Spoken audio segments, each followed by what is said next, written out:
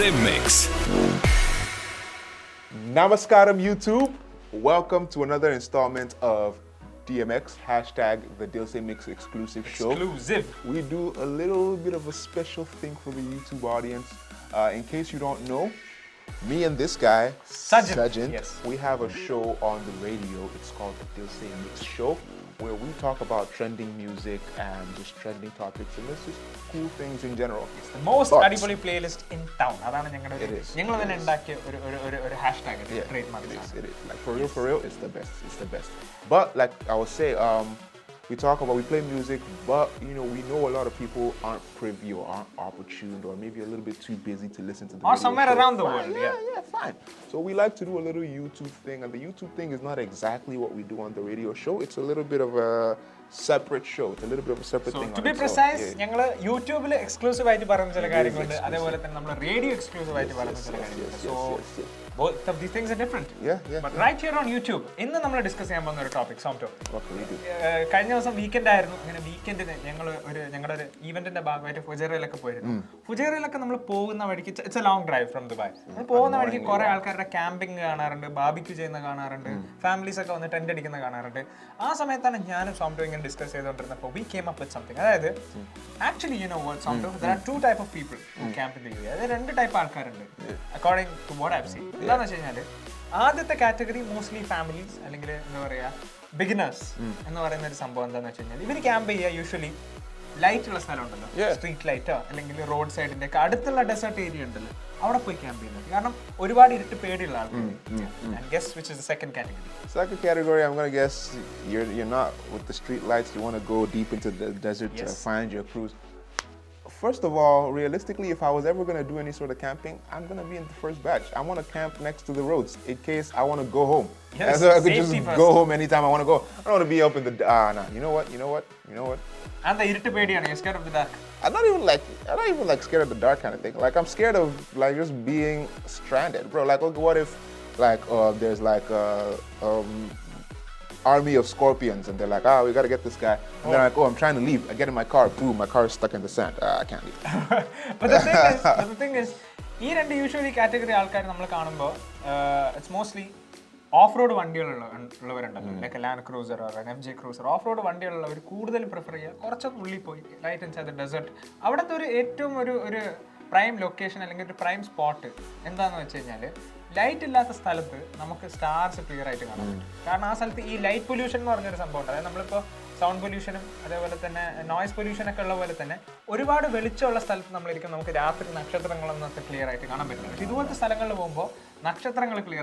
I need my pollution, man. I'm not doing inside the desert nothing. I need my pollution. So I know that once it's time. So these are two people. This is category. Me, I'm a street light kind of guy, man. A street light. And when you go for like a barbecue with your friends, usually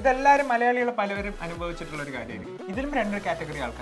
Which I ordered too. So there are two types of people. This barbecue chicken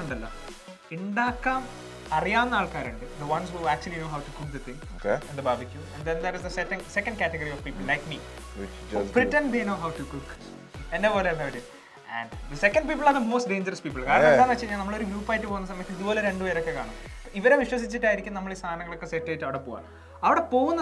you're in the process, you realize that these people don't know anything. Realistically, barbecue shouldn't even be that hard. It's just if you're savvy, if you're wise, you should know how to do is just let the meats kind of sit. First of all, if you're going to barbecue, you need to have two zones on the barbecue. You need to have the hot zone and the cool zone. So the hot zone is going to be directly on top of the flames of the fire, the embers of the coals or whatever.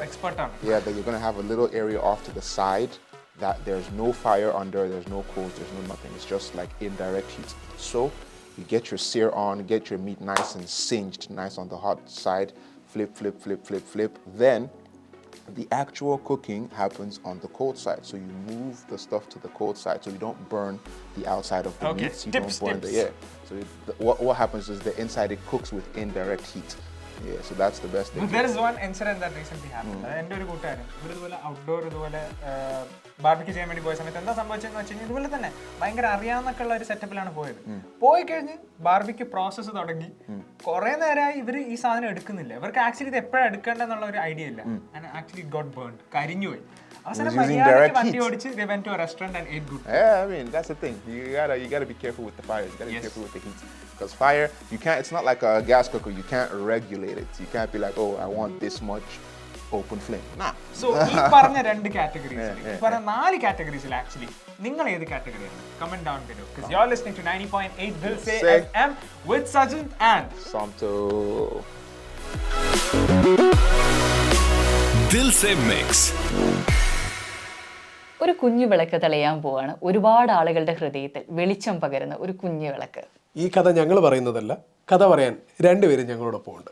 Malappuram ജില്ലയിലെ മക്കരപ്പറമ്പ് എന്ന പ്രദേശത്തെ ഒരു ചെറിയ കൂട്ടായ്മയുണ്ട്. വിളക്ക് എന്ന് പറയുന്ന ഒരു കുട്ടികളടങ്ങുന്ന disabled ആയിട്ട് കുറച്ച് കുട്ടികളുടെ 22ഓളം കുട്ടികൾ പഠിക്കുന്ന ഒരു ചെറിയ സ്കൂൾ. അവിടുത്തെ കുട്ടികൾ അന്ന് ഞങ്ങളോടൊരു ആഗ്രഹം പറഞ്ഞു. ബുർജ് ഖലീഫയും ബുർജുൽ അറബൊക്കെ നിങ്ങൾ ഒരുപാട് ആളുകൾക്ക് കാണിച്ചു കൊടുക്കുന്നത്, അതിൻ്റെ ഇടയ്ക്ക് ഒരുപാട് ആളുടെ സ്വപ്ന ഭൂമിയായ ദുബായ് കാണുന്ന ആ കുട്ടികളെ ഞങ്ങളോടൊരു ആഗ്രഹം പറഞ്ഞപ്പോൾ ശരിക്കും എന്നെയും പപ്പനെയും സംബന്ധിച്ച് 1-2 കുട്ടികളൊക്കെ കൊണ്ടുവരാന്നുള്ള അങ്ങനെ ഞങ്ങൾ ആ ആഗ്രഹം ആദ്യമായിട്ട് പറയുന്നത് തങ്ങളോടാണ്.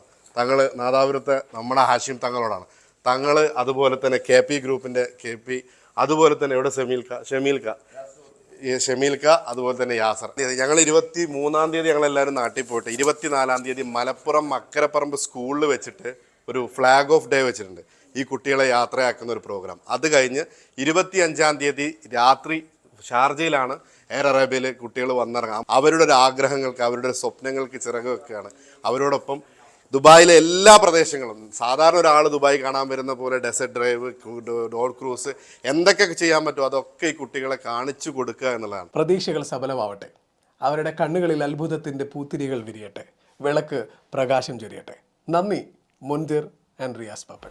ഇപ്പോൾ 15 വർഷത്തിൽ ഒരു 50,000 ആളുകൾക്ക് ലൈസൻസ് എടുത്തു കൊടുത്തിട്ടുണ്ട്. 50,000 ആളുകൾക്ക് ലൈസൻസ് കൊടുത്തിട്ടുണ്ട്.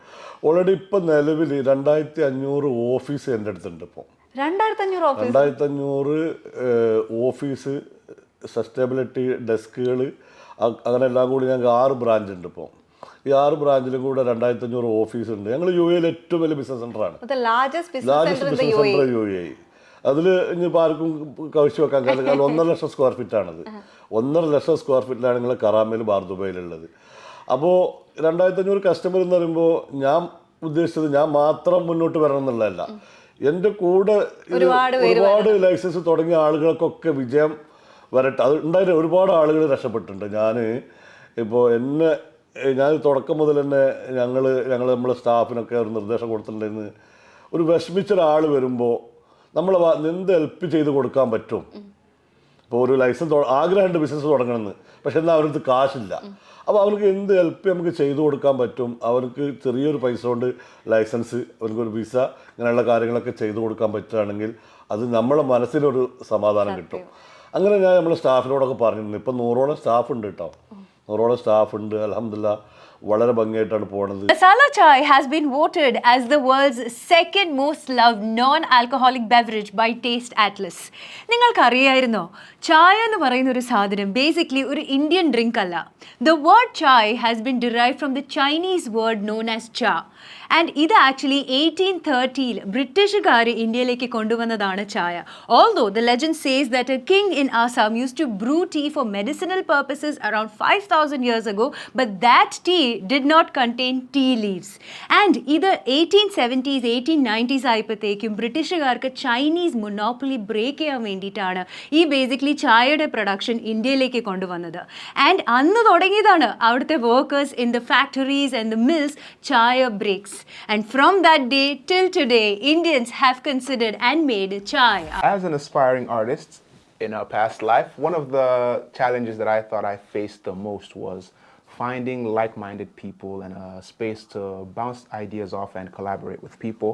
And I feel like what I've lacked in that past life is what I want to create for artists on this platform that I like to call the Dilse Mix. Yes Dilse mix pix എന്ന് പറഞ്ഞ ഞങ്ങളുടെ ഈ സെഗ്മെന്റിലൂടെ നിങ്ങളുടെ കഴിവുകളും നിങ്ങളുടെ ശബ്ദവും UAE മൊത്തം കേൾപ്പിക്കുക മാത്രമല്ല നിങ്ങളെപ്പോലുള്ള മറ്റു കഴിവുള്ള ആർട്ടിസ്റ്റുമായിട്ട് കണക്ട് ചെയ്യാനുള്ള ഒരു കൊളാബറേഷൻ പ്ലാറ്റ്ഫോം കൂടിയാണിത്. So send us your work at +971 54581198 or on the Dilse FM Instagram pages, or maybe our personal Instagram pages as well, which will be linked down below. So നിങ്ങളുടെ പാട്ടുകളും ഇനി on air album. Dubai ശരിക്കും പറഞ്ഞാൽ ഇനി കാണാൻ പോകുന്നത് futuristic ആയിട്ടുള്ള ഒരു റോഡ് ട്രാൻസ്പോർട്ടേഷൻ ഒക്കെ ആയിരിക്കും കേട്ടോ. ഡെഫിനറ്റ്ലി സോളാർ റെയിൽ ബസ് ആണ് വരാൻ പോകുന്നത്. അതിന് കൂടി വേറൊരു സാധനം കൂടെ ഉണ്ടല്ലോ, ഫ്ലോക്ക് ഡ്യൂർ റെയിൽ. ഇതില് സോളാർ റെയിൽ ബസ് എന്ന് പറഞ്ഞാൽ നമ്മുടെ ഇന്നത്തെ കാണുന്ന നമ്മുടെ മെട്രോ ഒക്കെ ഇല്ലേ, ആ മെട്രോ തിങ്ങിൽ നമ്മൾ ഇലക്ട്രിസിറ്റി അങ്ങനെയുള്ള പരിപാടികളും കാര്യങ്ങളൊക്കെ മാറ്റി വെച്ചിട്ട് സോളാർ എനർജിയിൽ പറക്കും അങ്ങോട്ട്. അടിപൊളി. അതായത് ഫ്യൂച്ചറിസ്റ്റിക് സംഭവം മാത്രമല്ല, പ്രിസർവിംഗ് എനർജി, എക്കോ ഫ്രണ്ട്ലി ആയിട്ടുള്ള പുതിയ ഒരു ടെക്നോളജിയാണ് ദുബായ് കൊണ്ടുവരുന്നത്. ആൻഡ് ഇത് മാത്രമല്ല, നഗരത്തിന് ചുറ്റും ഇങ്ങനെ കറങ്ങിക്കൊണ്ടിരിക്കുന്ന ഈ ക്യാപ്സൂൾ ഷേപ്പിലുള്ള പോഡുകൾ ഇങ്ങനെ പോയിക്കൊണ്ടിരുന്നാൽ എങ്ങനെ ഉണ്ടാവും? അടിപൊളിയാണ്, നൈസ് ആയിരിക്കും അല്ലേ? ഇതേപോലത്തെ പോഡുകൾ കൂടി വരുന്നുണ്ട്. അതാണ് ഫ്ലോക്ക് ഡ്യുവോ റെയിൽ. ഈ രണ്ട് സംവിധാനങ്ങൾ RTA നേതൃത്വത്തിൽ വരുന്നത്. 90.8 Dilse FM